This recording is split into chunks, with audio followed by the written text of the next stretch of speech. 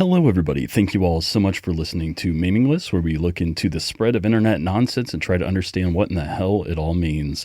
I am your humble host, Nate, and should I invite Bobby? I mean, sure, why not? You didn't say your line. I didn't. We had a bit, remember? Nope. I don't remember. I'm sorry. You want to restart? Refresh my memory. Let's start over. Too late, I'm in. Remember? Oh, yeah. Okay. Yeah, we talked about that. Yeah, I don't remember that. My memory is very bad. Anyway, I've got a meme for you to look at. So, Bobby. Yeah. Discombobulated. Bobby Shark. Oh, God. I have a meme for you to look at. I have a meme for you to look That's it. I'm done. Thank you all so much for listening. No, I have a meme. You know, as soon as I put the Bobby Shark thing into the script, I'm like, she's going to hate that one. Yep, you were right. So I have a meme for you to look at, and I would like you to explain it to our listeners. Tell them what it looks like and how it reads. I'll do my best. Uh-oh. Okay, so does this say Dan Clancy? Okay, I'm not familiar with that person. Anyway, Dan Clancy looks like he's sitting on the Simpsons bus. And it's underneath him, it says, Chuckles, you're in danger. All right. So, this is a meme that some listeners may recognize right away. The format of this meme, it is based on the Simpsons Family Guy crossover episode where Ralph Wiggum is on a bus and the bus is about to crash, and in typical Ralph Wiggum fashion, he giggles and says, "I'm in danger." So, clearly blissfully unaware of what being in danger means, but recognizing that there's danger. Because of this kind of juxtaposition between the reaction and the situation, this meme is often used by people who don't realize what kind of trouble that they're in, or seem to not take their situation too seriously. Now, the difference here is instead of saying I'm in danger, Dan Clancy says you're in danger. Right. And there is a reason for that. And I think it'll become clear by the end of this episode. Okay. Now, I have another image for you to look at.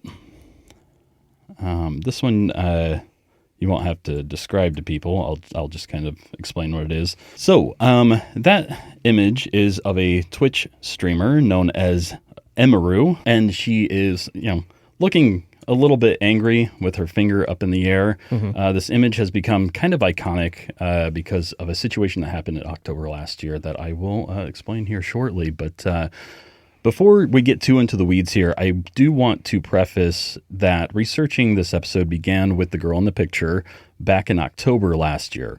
But what I ended up finding was a cavalcade of bullshit.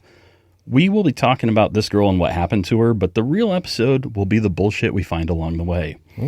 So, the girl in this image is Emily Beth Shunk, a Twitch streamer better known by her online handle, Emaru. Her fans often refer to her as Emmy for short. I am not a fan, and accordingly, for simplicity, I'm just going to refer to her as Emily going forward. This image of Emily is a still from a video taken after an infuriating event that occurred at TwitchCon 2025 on October 17th. Bobby, I'm going to show you a video of what happened, and I would like you to do your best to narrate it for our listeners. Oh, gosh. Okay. Okay, let's see. We got a group of people. This is TwitchCon, you said? Yep. Okay, there's some people on stage, it looks like. What?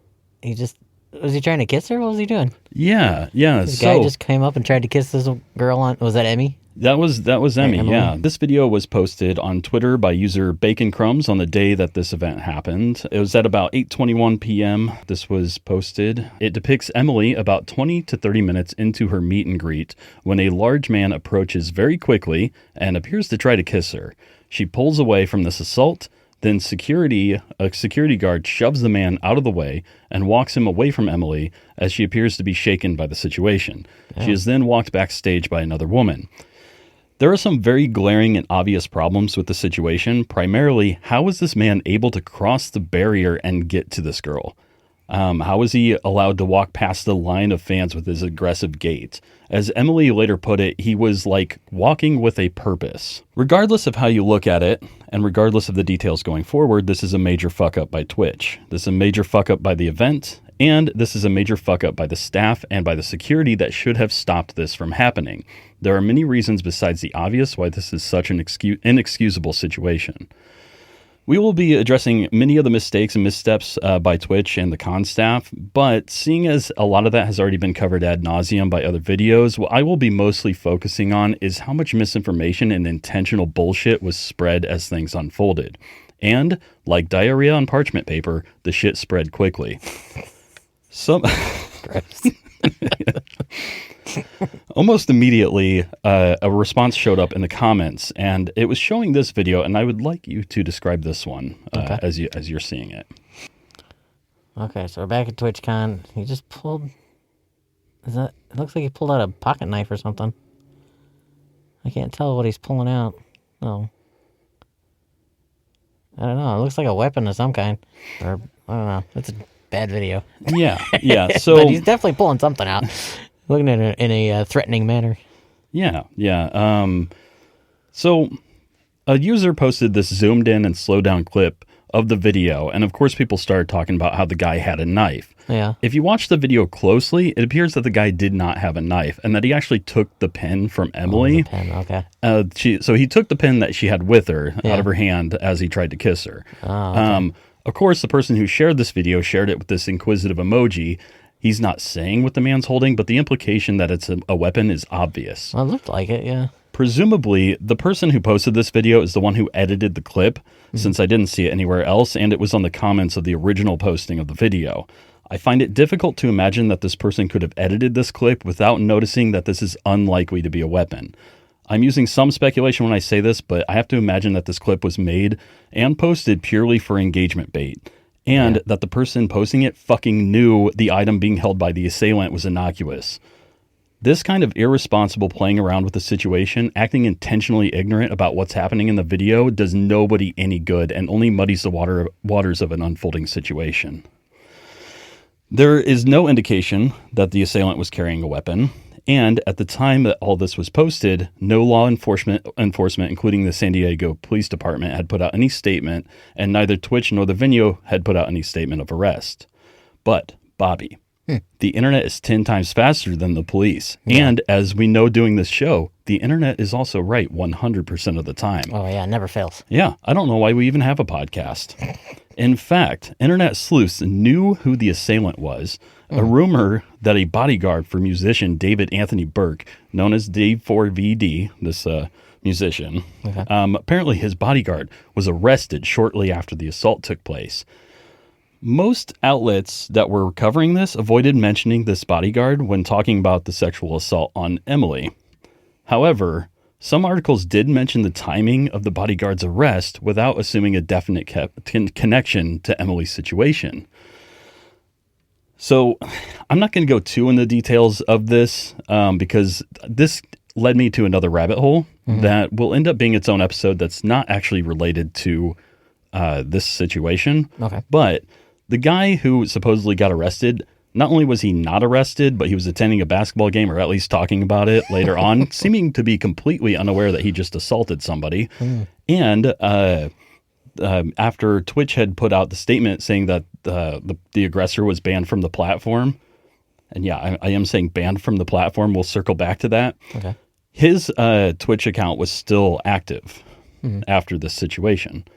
Now, this guy, his name is Marky Nextdoor. He goes by Marky Nextdoor. Okay. And he was at TwitchCon at the time in question. But first off, Marky Nextdoor was not the person in the video. Okay. He was not arrested. And some of the news outlets, and I put that in quotes, news outlets, changed the wording to say that that Marky was questioned by police after. Now, if he were David's bodyguard, he may be questioned about a situation wherein a girl close to David was found dead in the front of his Tesla. Yeah, so maybe police were questioning him about that. Maybe. Yeah. The problem, though, is that Marky's not David's bodyguard. And at the time of the event of that girl being found, he had never even heard of David. Some people on the internet ended up connecting him as David's bodyguard, which there's no basis in fact regarding that. And for some reason, people are trying to implicate him in this as well. Now, despite all this information being very easily available, essentially somebody found that noticed that Marky and this guy had similar builds, and they thought that they could spread a rumor. And because internet, it worked. Like I said, I later found on some online publications that Marky had been questioned by police after the assault. And after a while, the language in these pages changed in ways to make the police questioning and the assault on Emily seem even less related. But both events were still included in the same body text, almost suggesting that he was somehow involved in this assault. He was not. First, he wasn't banned from the platform. His account was still active. Right. Second, he's tweeting about attending a basketball game, so he's not arrested at least, and probably seems a little carefree for somebody who was just questioned by the police. And three, he and the assailant don't even look like the same person. They just have similar builds, and this jackass thought he could start a rumor. And like I said, because internet, it worked. Right. So I decided to look into who David was and Marky and find out what that whole deal was. That is an entire can of worms we do not have time for right now. During the assault on Emily, it is frustrating that the person was able to get past the barrier and circumnavigate the entire line of people without having been stopped by Twitch security. Furthermore, this person passed through another streamer's meet and greet on his way to Emily. But as we can see in the video, at least Twitch security got him away from her in the end, right? Yeah. No. That was actually Emily's own personal security guard who she brought herself. Oh. And the woman who walked her backstage was not TwitchCon staff either. That was another one of her people. Furthermore, even after this event happened, during which she actually started screaming, by the way, the guy who assaulted her was able to walk away without any TwitchCon staff noticing. Oh my God, they just let him get out of there. Yep. So, according to Emily's manager, staff returned to the area laughing about how they didn't even see what happened, and then they proceeded to start talking to each other about something completely unrelated, as if this breach in security wasn't even anything to be concerned about. Okay, fire all those people. Yeah, no fucking kidding.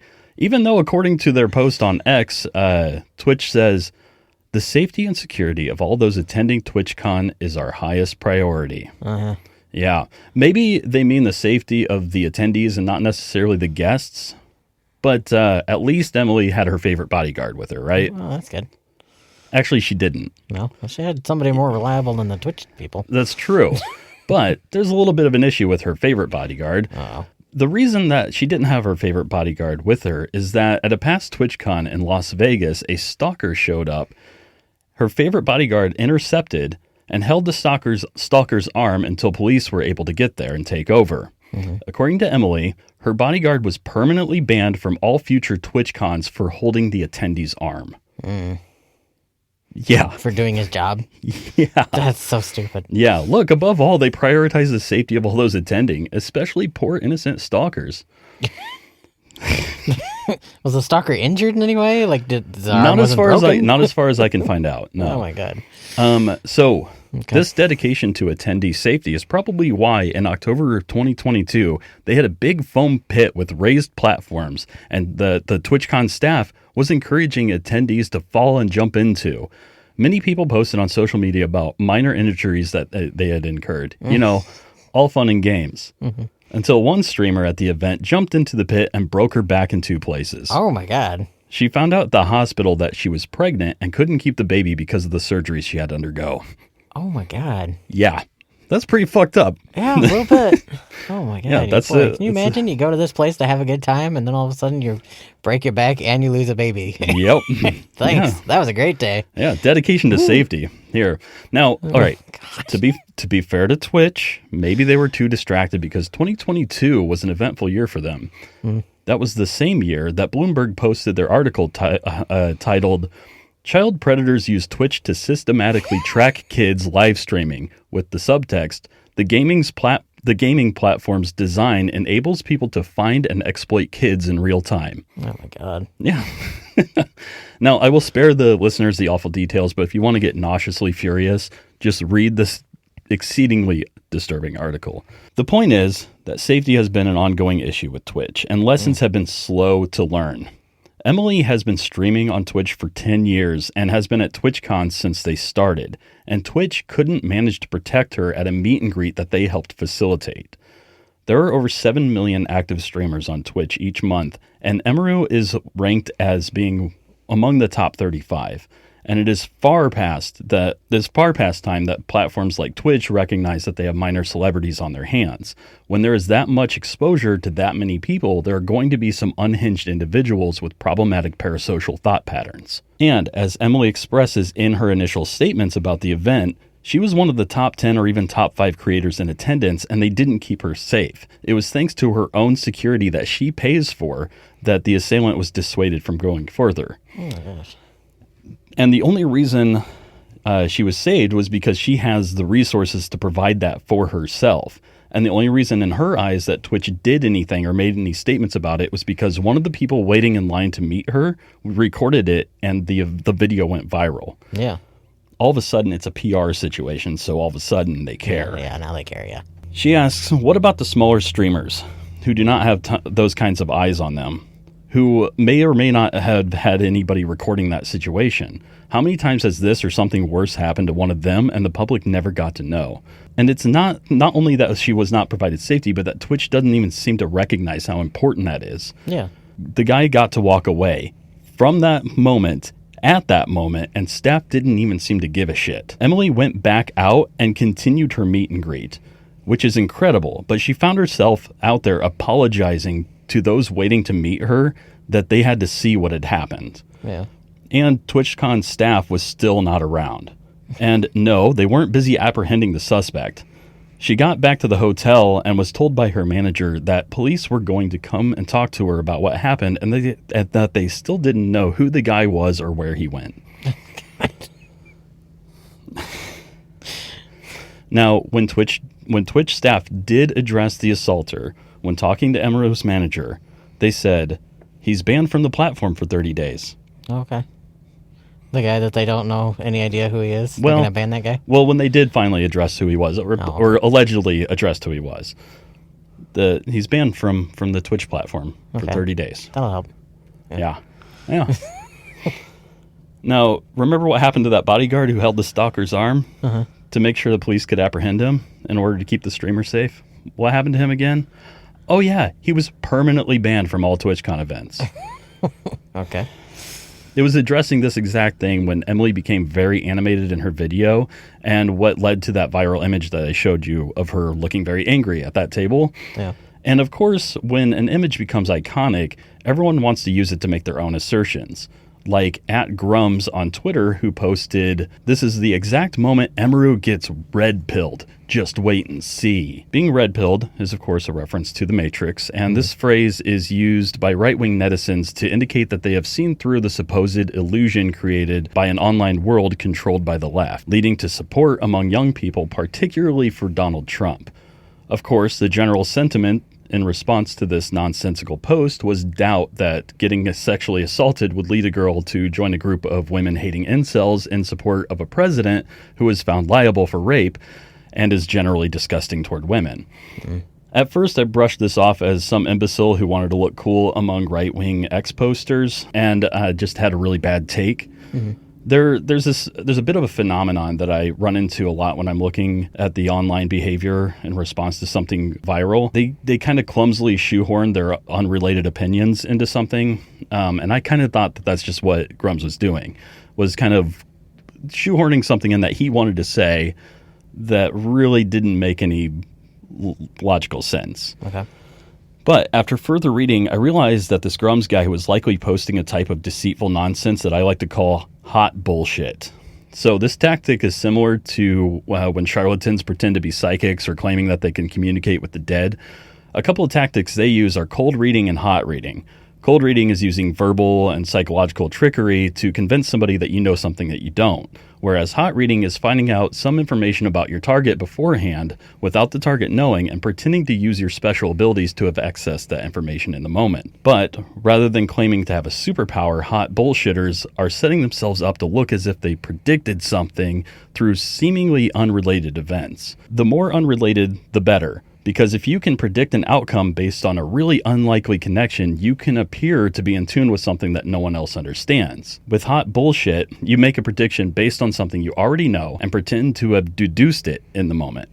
The thing that made me suspicious that Grums was engaging in this kind of attempted trickery was that I was reading into who Emeru was, and I found that she works for OTK, a media company formed partially by a very vocal right-winger named Zachariah Hoyt, who goes by the handle Asmongold. If you haven't seen his streams, you aren't missing much. I watched some of them for this episode, and it's mostly just him spouting out knee-jerk reactions to things and having a far-right circle jerk with his audience, occasionally getting into spats with dissenters and saying things like, I didn't say that. When did I say that? You tell me, when did I say that? Rather than engaging the actual substance of the conversation at hand. He is, at best, a whiny little debate me bro, and at worst, a gross human being who is in support of ICE protesters being ran over by vehicles, having live ammunition used on them, and being put into forced slavery. Emily, until recently, collaborated with Hoyt regularly, and they appeared to be friends. Someone aware of this connection could be inclined to predict that some of Hoyt's right-wing beliefs have been rubbing off onto Emily, and now that she, as she says herself, is being uncharacteristically vocal about a situation, maybe some of her political beliefs will come to the surface, and Grums can look like he predicted it from this controversial moment. I decided to look into this Grums guy, and he definitely is aware of who Asmongold is, because I was trying to figure out, like, would he be aware of who Asmongold is, and would he know about Emily's connection to him? And I didn't have to look very far. I'm going to show you something. Okay. So I'm on his page right now. If I search his posts for Asmongold, I want you to explain what you're seeing here. This is just his posts, and this is ones that contain Asmongold's name. Oh wow. Looks like there's a couple of them up there. He's still scrolling. Yeah, still scrolling. It's still loading up. It's loading. Okay, here we go. Yep, still going. Oh my gosh. Oh yeah, I could scroll forever and this would just keep going. I think he might know who this person is. Yeah, I think maybe he's aware of the people and probably aware of Emily's connection to him. Probably. This dude is very much aware of who Asmongold is. Posting his shit on Twitter so fucking much, he might as well be an Asmongold mirror account. I'm about to stop referring to this dude as Grums because he is actually somebody. This is the Twitter account from Mark Kern. He worked for a video game company called Blizzard from 1997 to 2005 and was team lead during the development of World of Warcraft. Oh. Kern desperately wants to be seen as a genius, and while researching this episode, I saw rando accounts with no real history calling him a genius and immediately getting accused of being Mark Kern's burner accounts. I don't know if they really were his burner accounts, but that was my first thought too when I saw him. Like it, yeah. So yeah, Kern is peddling out some hot bullshit and hoping that no one sees through it so he can look like a smart little boy who may or may not look like it, but he's in his 50s. And I don't know his exact date of birth, but Mark, if you're listening, April 29th? Am I close? Anyway, reading into Kern was an entirely different rabbit hole. And I have a feeling he's going to come up later on in our show. Okay. Not in this episode, but in a later episode, because he's not quiet. Now, regarding this incident involving Emily, later, presumably after Emily's manager made it clear how absurd this was, Twitch finally put out a statement saying that the assaulter was permanently banned from the online platform and from all future TwitchCons. That should have fucking been done in the first place. He fucking assaulted somebody. Yeah. Now, I mean, he might have been like a violent intention, but the guy clearly has an issue, and he violated somebody's space. Yeah, he crossed the line. Yeah. Definitely. Now, this handling of this situation is reflective of how unserious Twitch seems to take their responsibility as a platform. And many believe that this lackadaisical shit rolls downhill all the way from their CEO, Dan Clancy. Mm-hmm. His handling of this situation early on was pathetic, was ridiculous. And it's honestly further embarrassing knowing that he had very important jobs for NASA and Google, and he oversaw the product leads for YouTube as well. So he's familiar with online platforms. He worked for NASA, he worked for Google, he worked for Nextdoor. He clearly should have handled this better. Yeah. But he kind of came out looking like a jackass. Now, he has changed up his tone a little bit since then, and he has openly admitted to the fact that they fucked up. They fucked up really bad, both in their handling the situation, allowing the situation to happen in the first place, and their response to it. And I agree with all that. But he has to say that at this point. I think it's a little too late, but with this situation with this guy, according to her, that guy was able to leave the state before they found out who he was. Oh my God. Or before they were able to stop him. Yeah. She said that Twitch is not releasing the name of this person, but she kind of made it sound like they're not releasing the name of this person to the police, which doesn't sound realistic to me. I mean, that seems like something not a battle not worth having, you know? So I'm not exactly sure. The thing is, things get a little muddy pretty quickly after the situation. Emily didn't want to bring it to court because she said a lot of things end up having to be under wraps and have to be under NDAs and things like that. And she'd rather not have to have everything be private and just be done with the situation. So rather than suing Twitch, she asked that they donate $100,000 to women's violence, violence awareness against women, that kind of thing. She has also accused her ex-boyfriend and ex-coworker, Ms. Kiff, of sexual assault, and of abusing her. The sort of mental abuse that it sounds like she went through, it's nothing to scoff at for sure. And he sounds like, the way that she describes him makes him sound like he's a bit emotionally unhinged. Maybe there was a lot of him throwing fits, essentially, because she was getting more attention than he was on live streams and having more people, watch her than him. And that's pathetic. That's a ridiculous behavior. Yeah. But when she starts to describe and I'm not going to describe it in detail, but when she describes the sexual assault, or what she calls a sexual assault, it sounds more like a miscommunication, and because essentially he approached her while she was crying, and he got some mixed signals and tried to be affectionate with her. They dated for a long time, and when she was surprised and put off by this, he immediately stopped, said he felt like he did something really wrong, and then left because he suddenly felt like that was unwanted. And that, to me, and this is in her own words, and to me that sounds like he didn't realize that it was unwanted until that moment, right? And that he felt terrible for it and he left. And that's listening to her own story. But she does describe it as it had happened, and gives all those details. She doesn't seem to try to embellish it or change it in any sort of way. But her describing it as a sexual assault, I think, is not really careful with her wording. And maybe to her it did feel like an assault. And so I think that it is a mistake for her to call it that. But she has taken back the term sexual assault, or at least according to her lawyer, it is not accusing Ms. Kiff of sexual assault, but sexual assault as she perceived it. And I watched a little bit of Ms. Kiff's live stream responding to this, and he gets very emotional. He cried and everything when she took that accusation back, and I think that he had been waiting for something like that. But he's very angry, and in his emotions, I think he's being uncareful now, because now he's saying that she deserves jail time and all this stuff, and I'm like, okay, well, she said it exactly as it happened. She didn't accuse you of anything completely untrue. Right. At least it doesn't sound like it. But since this is an ongoing and unfolding situation, I don't want to comment on it too much. But I do think that he needs to maybe stop and think a little bit to how he responds to this. And I think that she was definitely too quick to call that a sexual assault, between her and him, because that was, I think, a misunderstanding. What happened to her at TwitchCon, I do call that a sexual assault. Oh yeah, definitely. Like that is putting your hands on a fucking stranger. Like that is, that's not okay.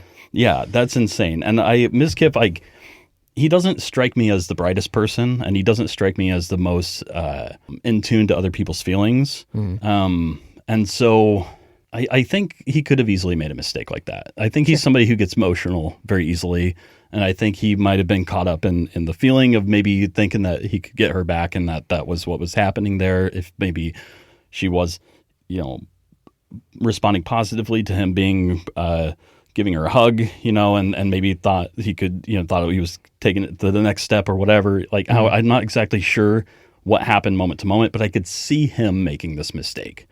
Yeah. Getting caught up in his emotions rather than his logic a little bit, So I think that he needs to take a moment and breathe before he starts saying that Emily should be in jail. Yeah.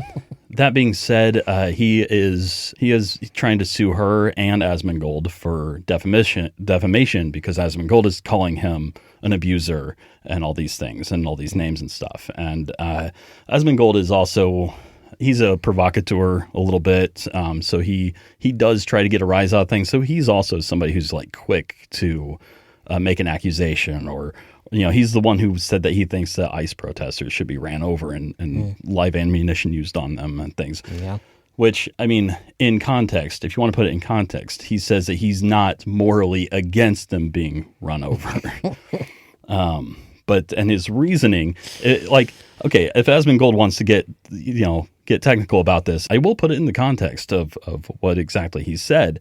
His reasoning for why you shouldn't run them over is because you could injure them, and then they can't be used for forced labor in their prisons. Wow. Okay. Yeah. So, real stand-up guy, this Asmongold sounds shithead. great. So, yeah, no, he's a real fucking asshole. But when it comes to Mizkif's, anger and his emotional outbursts and things, I think that he probably did put Emily through a lot of stress that he should not have done. Yeah. That the sexual assault moment, the way she described it in her own words, I think it was just a mistake. Yeah, it happens. So, yeah. I don't want to say anything definitive, but that's what it sounds like to me, just based on her own words. So during Mizkif's live stream, he was talking about, he has pulled up on the screen moments where he's reading the lawyer's response, and it says, taking the whole context of Shunk's statement into account as the court is required to do, the situation, it compares it to another situation where they're trying to use, in the defamation suit, they're trying to use precedent against her. And so they're trying to differentiate it from that situation. And but the lawyer says, essentially the substance of this is that Shunk describes exactly what happened.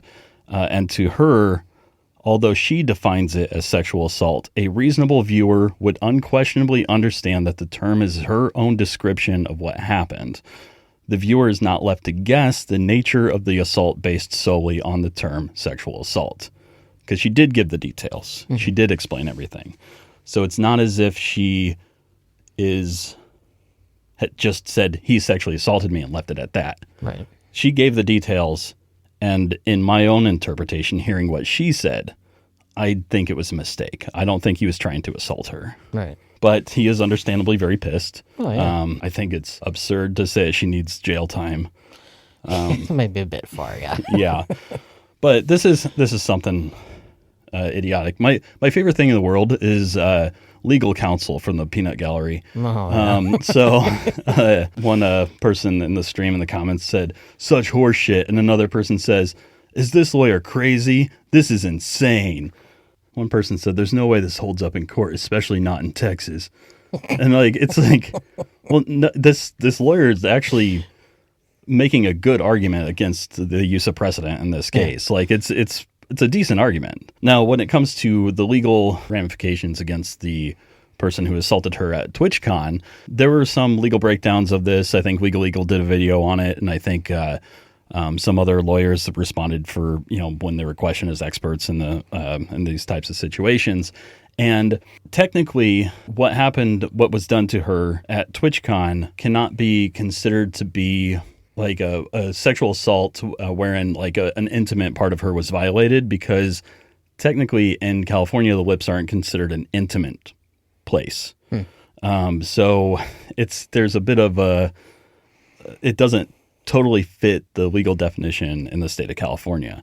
I would still call it a sexual assault because I think it was sexually driven, I would still call it that. And this is a case wherein my definition of what happened is sexual assault. Right. We all saw what happened. We know what happened. It's not as if I'm saying the guy sexually assaulted her and leaving it at that.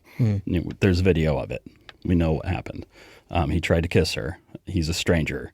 He fucking went past a lot of people to do it too, and that's fucking weird. I mean, she clearly didn't want him to. Yeah, and what on earth? That's unhinged in my opinion. A little bit. Yeah. So, anyway, what do you think, Bobby? I think if Twitch had better security, a lot of this would have been avoided. Yeah. Yeah. It's like they don't realize that these people are famous in a way, I mean, they may not be movie stars, but a lot of people know who Emiru is, and they need to protect these people. If they're going to have this big crowd, they need to do something about it. Yeah, you're inviting people who watch live streamers play video games like at insane lengths. People stream for hours, and some of these people will stick around for those whole streams, and when you build a big crowd of people who do that, who watch you do that, they're not all going to be the most. There's going to be some who are pretty socially inept, to say the least, well, and there's going to be some. Do you ever read the comments in these things as they're going? Like, people put some weird shit in there. Yeah. I remember, very worrisome. I remember when I used to do live streaming, there was a girl who said she wanted to kidnap me and keep me in her grandparents' basement. And hopefully she was joking, but you don't know that she was. The thing is that my chat tore into her. Oh yeah. they tore into her bad, and she apologized, and I didn't. I stayed out of it. I'm like, I'm not engaging. But yeah, no, it's it's a weird world. The online world's a weird world, and when you're exposed to that much, when you've got millions of people who watch you, there's gonna be some weirdos, and so the fact that Twitch doesn't take that into account is nuts, right? I mean, I would think so. Yeah. And one of her stalkers showed up at a past TwitchCon. I'm sure that's probably a regular thing for her, because especially with girls, young girls, that you get those kinds of people who obsess over them, and it's a you're in a difficult territory, and the fact that their CEO, who's worked for major companies before and had huge responsibilities in the past, he couldn't handle this. It's ridiculous. But how can there be that big of a fuck up? And for this long, Twitch has been around for a long time. They're not a brand new company, and they've been doing these Twitch cons for a long time too. And you've got these people who are essentially being treated like celebrities. I mean, people don't stand in line to just meet whoever. There are people who know who she is, and so you're going to get some weirdos. Oh, definitely. And the fact that it took this to have them do anything about it. And she asks herself, she says, how many times has this happened and we just didn't hear about it? Because it happened to somebody who didn't have the eyes on them. They didn't have anybody recording the situation, and so Twitch thought that he'd just not do anything about it. Yeah. I don't know if it's a cost saving measure or what they think they're doing, but probably. It's ridiculous. Anyway, thank you all so much for listening. Goodbye, everybody. Bye.